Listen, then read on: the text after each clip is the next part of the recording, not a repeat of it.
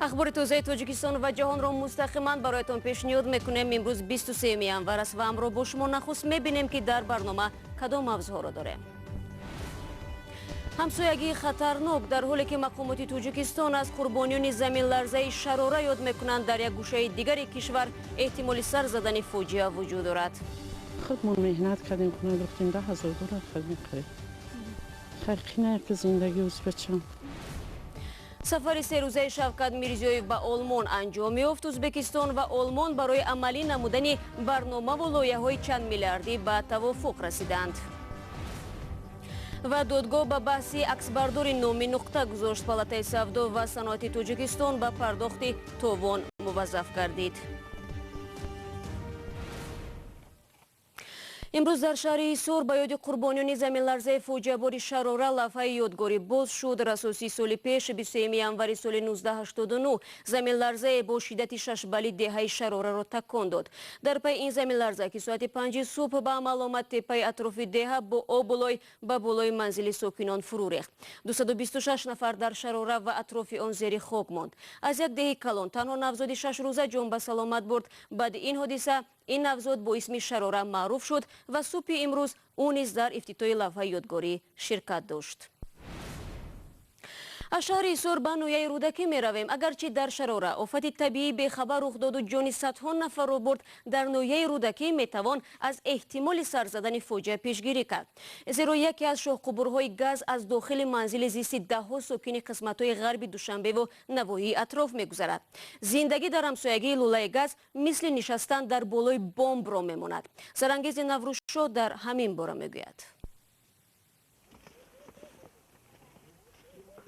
یک بود ما خواستیم که روی بوی گاز همه روی حوله هم دو زیر کده بود، بوی گاز بود. ما خواطر شدیم اینجا با کودکای مایده هستن و خیلی گفتیم بوی. ساکنان محله ظفر در حدود ناحیه رودکی 2 بار از شرکت تاجیک ترانسگاز آگاهینامه گرفتند. در آن به ساکنان از خطر زندگی در منطقه پیشگیری خطر یا نزدیک به لوله اساسی گاز هشدار دادند. برای آنها این آگاهینامه خبری از دست دادن منزل است. خیلی زیغ شدم، قریب دیلم بزنم خوچ بکنم. آدمی صغیره دور. خودمون مهنت کردیم، خونه دختیم $10,000 خرید. خیلی نه که زندگی ازبکستان. اون وقت تو برای چی میگفتند؟ هیچ نبود، نمیتوفت. یگون چی نبود. خبرش کردیم، بعد فهمیدیم که تربه. مسئولین شرکت تاجیک ترانسگاز از ساکنان اطراف لوله گاز دستخط گرفتند که در صورت به عمل آمدن سوختار و ترکش جوابگری به ذمه خود آنها است. ساکنان میگویند در حالت نامعینی قرار دارند و نه مانده میتوانند و نه جای دیگری برای رفتن دارند. اکثر آنها میگویند زمانی که در این محله خانه بنیاد کردند مناسبت ها با ازبکستان بد بود و باور داشتند که گاز دیگر نمی شود. همون دلم رو پر کردن که گاز نمیشه. هیچ کس پیشمونش نمیدوند، گفتن که گاز نمیشه. با ما اینجا مهنت کردیم، خونه کردیم. بر طبق مقررات از 75 تا 125 متر تا لوله اساسی گاز باید منزلی استقامتی نباشد. سالهای اخیر ساکنان زیاد در مسافه 5 متر و حتی در روی لوله گاز بدون رعایت قاعده بی‌خطری خانه بنیاد کردند. منطقه خطرناک است. در حالتی با وجود آمدن یک حادثه تکنیکی جان آدم‌ها به خطر گذاشته میشه.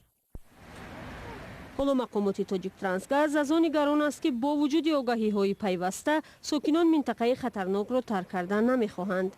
و مقامات داخلی که همین زمین ها رو جدا کردن با آنها با مکتوب رسمی مراجعه میکنند که در این منطقه بنیاد کردن منزل‌های استقامتی علیه خطرناک است.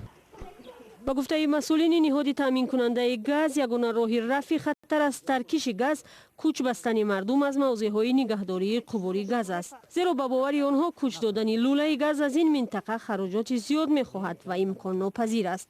ساکنان می‌پرسند اگر این موضوع خطرناک بود چرا برای ده‌ها خانواده اجازه بنیاد منزل داده شد؟ اکنون در اینجا خونه کردیم، ما یاردم کیه نگونجو خیلی به یگون چی ما نمیتونیم در دیگه جا اینجا خسته در دیگه جا بگشته خانه ساخته نمیتونه، برای که زورمون نمیرسه. با این همه این ساکنان از آمدن گاز ازبکستان که از بسیار جهت زندگی مردم را در دوشنبه آسان میکند استقبال میکنند. فقط میخواهند مشکل آنها هم به نظر گرفته شود. дирӯз сафари расмии серӯзаи Шавкат Мирзиёев ба Олмон анҷом ёфт. Президенти Ӯзбекистон дар ҷараёни боздид аз ин кишвар бо садри аъзам ва дигар раҳбарони Олмон мулоқот кард. ӯ аз ҷумла таъкид намуд, ки Ӯзбекистон хостори ба сатҳи комилан нав ва баланд расидани равобити Тошканд бо Берлин аст. Сироҷдини Ислом ҳамкорам аз бахши ӯзбекии радиои Озодӣ ин сафарро пайгирӣ дошт ва қабл аз шурӯъи барнома ман аз ӯ дар бораи натоиҷи он суол кардам. سفر شوکت میرزیویف به آلمان به سلسله لایحه‌هایی که بین ازبکستان و آلمان امضا شد تقریبا 8 میلیارد یورو قیمت دارد. این لایحه‌ها اگر به این لایحه‌ها اعتبار دهیم از ساختن دوباره تعمیر کردن راه آهن ازبکستان سر کرده تا ساختن مرکزی انکولوژی در تاشکند هست در بر میگیرد. مثلا گوییم مرکزی انکولوژی با قیمت 50 میلیون یورو در تاشکند ساخته می شود که این البته برای ساحه طب ازبکستان پیشرفت خوبی می شود. نه فقط ازبکستان بلکه به کشورهای همسایان نیست. این یک چیزی مفید است به نظر من. баъди ин ман аз Сироҷдини Ислом пурсидам, ки сабаби таваҷҷӯҳи хос нишон додани Олмон ба сафари Мирзиёев чӣ буд? بدانید وقتی که شوکت میرزیویف به آلمان سفر کرد او را از پرزیدنت فدرالی آلمان سرکرده تا کانسلر و رئیس بوندستاگ پیشواز گرفتن استقبال کردند و توجه خاصی را نشان دادند. به یک پرزیدنت آسیا مرکزی از اسکرها سر کرده، یعنی پرد اسکرها سر کرده تا مطیع ملی ازبکستان و آلمان را نیز خواندند. یعنی تمام اتریبوت هایی که به یک پرزیدنتی با نفوذ نشان میدهند بود. البته این به نظر من از آن نشان میدهد که کشورهای غرب به اصلاحات شوکت میرزیویف توجه خاصی دارند و باور میکنند که شوکت میرزیویف میتواند یک کشوری که در زمان اسلام کریموف نام بدی را داشت، یک کشوری خوب افطاریتری داشته تغییر میدهد. از این لحاظ به نظر من برای آلمان پیشرفت ازبکستان چون یک شریک خوبی در منطقه با ازبکستان مناسبت خوب داشتنش بسیار مهم است. Сироҷдини Ислом буд аз бахши ӯзбекии радиои Озодӣ, ки дар бораи натиҷаҳои сафари Шавкат Мирзиёев ба Олмон суҳбат кард. дар ин қисмати барнома гузорише дорем аз шаҳри Кулоб. бошандагони ин шаҳр аз он шикоят мекунанд, ки ба манобеи мустақил ва боэътимоди хабарӣ тақрибан дастрасӣ надоранд. дар рӯзномаҳо аксаран аз навиштани мушкилот парҳез мекунанд. радиову телевизиони алтернативӣ фаъолият намебарад ва ҳатто шабакаҳои иҷтимоӣ низ на ҳамеша барояшон боз мешудааст. мағфират аз оилаи рӯзномафурӯшони машҳури Кулоб аст. дар шаҳр то чанд сол пеш ин тиҷорат даромад дошт.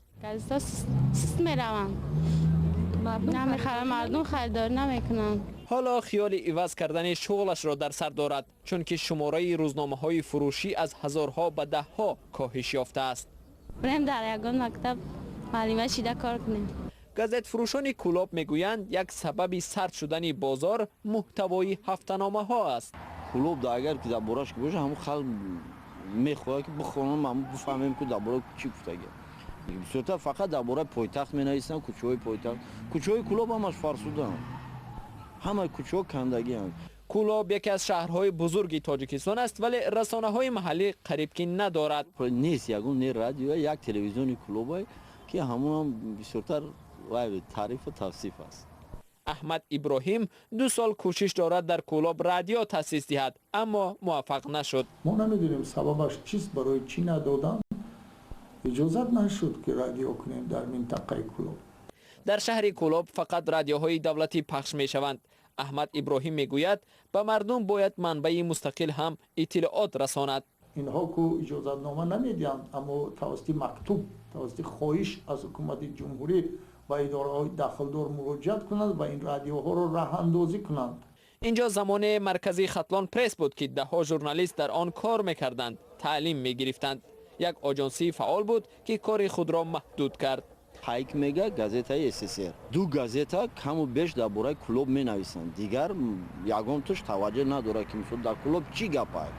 ساکنان کلوب میگویند به روزنامه بیشتر باور دارند چون که اطلاعات را سنجیده نشر میکند. بسیارتر به رسانه پیک باوری دارم که چون که حقیقت نگار است. برخی از ساکنان میگویند شبکه‌های اجتماعی خلای اطلاعاتی را در کلوب پر می‌سازد و اطلاعات را از آنها زودتر از تلویزیون، گازیته و رادیو میگیرند. درباره حادثه‌ای که در کلوب در نزدیکی مکان زیست من رخ می‌دهد، من را از شبکه اجتماعی فیسبوک میگیرم که شاید یک از شهروانان او را دیده در توسط شبکه به دیگران پهن میکنند. برخی میگویند از شبکه‌ها و نشریه‌های دولتی اطلاعات لازم را دسترس میکنند و به دیگر سرچشمه‌ها نیز نیاز دارند. شما برنامه خبری رادیو آزادی رو تماشا دارید. عکسبرداری معروف توجیکستان در بحث دادگاهی با پالاتای سودا و صنعت کشور برنده شده است. دادگاه نوعی شومانسور این نهاد را به نقض حقوق مؤلف گناهکار کرد. گنادی راتوشنکو میگوید حالا پالاتای سودا و صنعت راهی سازش را با او جستجو دارد. تفصیلات را از طاهری سفر میشنویم. بعد از 10 ماه بحث‌های دادگاهی با پالاتای سودا و صنعتی تاجیکستان، قضیه قسماً به نفع این عکسبرداری معروف حل شد. دادگاه پالاتای سودا و صنعت را موظف کرد که به گنادی راتوشنکو همچون ضرری معنوی بیشتر از 41,000 سومانی پرداخت کند. مسئولین پالاتای سودا و صنعت تاجیکستان با من گفتند و تهدید هم کردند که به هیچ وجه مبلغ کاری شما را پرداخت نخواهیم کرد. زیرا این عکس‌ها را خود اشتراکچیان نمایشگاه آورده بودند. اما من به آنها گفتم که با اشتراکچیان یگان شرطنامه نداشتم و تنها با شما کار میکردم. عکسبردار معروف تاجیکستان از پالاتای سودا و صنعت میخواست برای نمایش به اجازتی عکس‌هایش در مسکو 140,000 سومانی تاوان بپردازد. پالاتای سودا و صنعت این دعوا را به اساس نامیده شرایط مذاکرات با عکسبردار را دیگرگونه می گفتند. از جمله به گفته آنها عکس‌ها با فرمایش پالاتای سودا به نمایشگاه پیشنهاد نشدند. خود راتوشنکو از قسماً پرداخت شدن مبلغ خوشحال است و میگوید حکم عادلانه بود. من از این هم خرسند شدم، هرچند که از مبلغی طلب کرده من خیلی کم است، اما مهم این است که دادگاه حق مؤلفی را حمایه کرد. این مقصد اساسی من بود. مبلغ دویم درجه است. با این وسیله می توانیم نشان دهیم که هر یک عکسبردار می تواند از حقوق خود دفاع کند. بحث گنادی راتوشنکو با پالاتای سودا و صنعت از تابستان سال 2011 شروع شد. عکاس میگوید هرچند دوام 4 سال اخیر بحث آنها دادگاهی شد، در این مدت مبلغ زیاد و از همه مهم صحتیش را از دست داد. و اسطوره پرتغالی فوتبال کریستیانو رونالدو رضایت داده است که تخمینا 19 میلیون یورو جریمه سپرد تا از زندان 23 ماه رها گردد. دیروز رونالدو در دادگاه مادرید ظهور نموده به حکم جریمه و حبس شرطی امضا گذاشت.